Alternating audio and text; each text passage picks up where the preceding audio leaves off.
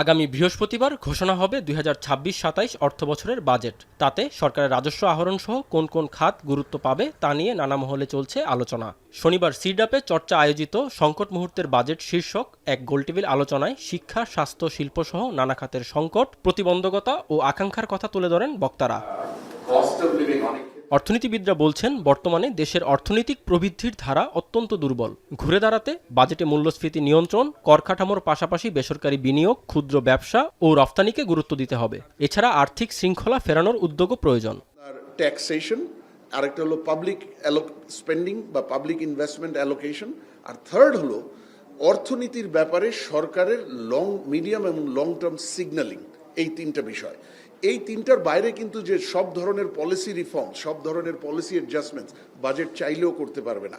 তাহলে এদিকে পরিকল্পনা প্রতিমন্ত্রী জুনায়েদ সাকি বলেছেন, বেসরকারি বিনিয়োগ ও কর্মসংস্থান নির্ভর অর্থনীতি গড়ে তুলতে হলে শুধু নীতিগত ঘোষণা নয়, বরং পরিকল্পনা, সমন্বয় ও বাস্তবায়নের গুণগত উন্নয়ন নিশ্চিত করতে হবে। পাশাপাশি কর ব্যবস্থার আধুনিকায়নের উপর গুরুত্ব দেন তিনি।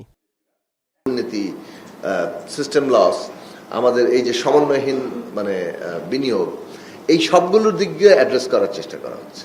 সেই ক্ষেত্রে নিম্ন আয়ের মানুষকে প্রধান বিবেচনায় রাখা, তাদের উপরে যাতে চাপ সবচেয়ে কম পড়ে, এই সবগুলো নীতি বাস্তবায়ন করার চেষ্টা করা। আলোচনায় প্রধানমন্ত্রীর অর্থ ও পরিকল্পনা উপদেষ্টা রাশেদ আল মাহমুদ তিতুমির জানান, আইএমএফের শর্ত মেনে 15% ভ্যাট বাস্তবায়ন করলে 1,15,00,000 মানুষ দারিদ্র্যসীমার নিচে চলে যাবে। তাই কর না বাড়িয়ে অভ্যন্তরীণ সম্পদ বাড়াতে কাজ চলছে। অর্থনীতি যদি গতি সঞ্চারিত হয়, অর্থনীতি যদি সম্প্রসারিত হয়, তাহলে কর্মসংস্থান বাড়বে। কর্মসংস্থান যদি বাড়ে, যেটা প্রগতিশীল কর কাঠামো গড়ে উঠবে, অর্থাৎ প্রত্যক্ষ করের পরিমাণ বেড়ে যাবে, হার না বাড়িয়ে। এছাড়া উৎপাদনশীলতার বহুমুখীকরণ ও রফতানি প্রতিযোগিতা সক্ষমতা বাড়াতে সরকার অগ্রাধিকার দেবে বলেও জানান তিনি। সেটা হচ্ছে যে আমরা সবার জন্য। রাজীব হোসেন, এখন, ঢাকা।